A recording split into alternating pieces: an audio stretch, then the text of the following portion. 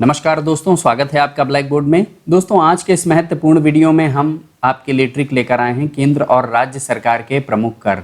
जी हाँ दोस्तों, परीक्षा में इससे रिलेटेड प्रश्न अक्सर पूछे जाते हैं और स्टूडेंट कई बार इन्हें नहीं कर पाते हैं क्योंकि उनके पास कोई सॉलिड ट्रिक नहीं होती है। आज का ये वीडियो देखने के बाद मैं आपको गारंटी देता हूँ कि केंद्र और राज्य सरकार के प्रमुख करों से रिलेटेड जब भी कोई प्रश्न पूछा जाएगा तो आप डंके की चोट पर करके आएंगे। तो चलिए चलते हैं दोस्तों, स्लाइड के ऊपर देखते हैं क्या है। तो दोस्तों, केंद्र सरकार और राज्य सरकार द्वारा जो दिए गए कर हैं वो अलग अलग हैं। कौन कौन से हैं? सबसे पहले हम केंद्र सरकार के जो कर हैं उनको हम देख लेते हैं कौन कौन से हैं। तो ये हैं उत्पाद शुल्क, निगम कर, आयकर, उपहार कर, संपत्ति कर और सीमा कर। दोस्तों, इन करों के अलावा भी कई सारे और भी कर हैं जो कि केंद्र सरकार लगाती है, लेकिन बार बार क्वेश्चन इन्हीं से रिपीट होते हैं, तो इसीलिए हमने सिर्फ इनको कलेक्ट किया है। ठीक है, इनको अगर आप याद रखेंगे तो आपको आसानी होगी। तो दूसरी तरफ इधर हम देख लेते हैं राज्य कर कौन कौन से हैं जो कि राज्य सरकार द्वारा लगाए जाते हैं। तो ये हैं भू राजस्व कर, बिक्री कर, मनोरंजन कर, स्टाम्प कर, पथ कर और मोटर वाहन कर। तो ये जो कर हैं ये राज्य सरकार द्वारा लगाए जाते हैं। ठीक है, तो इस तरीके से ये हो गया केंद्र द्वारा और इधर हो गया राज्य सरकार द्वारा। तो इसकी क्या ट्रिक है दोस्तों? इसकी ट्रिक बहुत सिंपल है, बिल्कुल दोहे जैसी है। जैसे आप कोई चौपाई पढ़ते हैं, दोहा पढ़ते हैं, तो बस उसी तरीके से आपको इसे भी तैयार कर लेना है।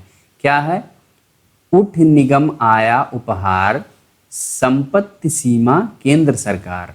जी हाँ, उठ निगम आया उपहार, संपत्ति सीमा केंद्र सरकार। तो ये केंद्र सरकार के अंतर्गत आ गए। ठीक है, ये इतने। अब दूसरा क्या है? दोहे की जो दूसरी पंक्ति है वो क्या है?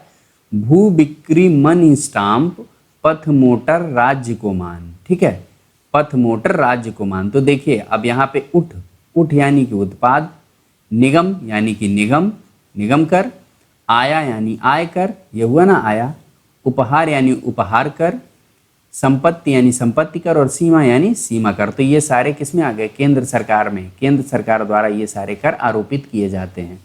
राज्य सरकार के अंतर्गत जो हैं वो कौन कौन से हैं देख लीजिए आप यहाँ पर। भू, ठीक है, यहाँ पर हो गया भू राजस्व, बिक्री यानी कि बिक्री, ठीक है, मन यानी मनोरंजन, ठीक है, मन यानी मनोरंजन, स्टाम्प यानी स्टाम्प ड्यूटी, स्टाम्प कर जो लगता है जमीनों की खरीद फरोख्त पे, पथ यानी कि पथ कर, ठीक है, मोटर यानी कि मोटर वाहन, राज्य को मान। ठीक है, तो ये राज्य को मान यानी कि राज्य के अंतर्गत आ गए। राज्य सरकार इस कर को लगाती है। तो दोस्तों, इस तरीके से सिर्फ आपको ये ट्रिक याद कर लेनी है, इस दोहे को रट लेना है। बहुत इजी है, बिल्कुल सिंपल है। इसको आपने अगर तैयार कर लिया तो अगर केंद्र सरकार और राज्य सरकार से रिलेटेड टैक्स से संबंधित कोई भी प्रश्न आता है किसी भी परीक्षा में तो बहुत आसानी के साथ आप करेंगे।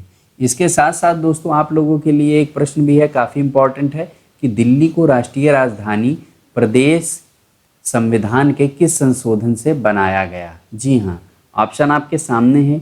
A 63वां संशोधन, B 69वां संशोधन और C है 74वां संशोधन, D है 76वां संशोधन।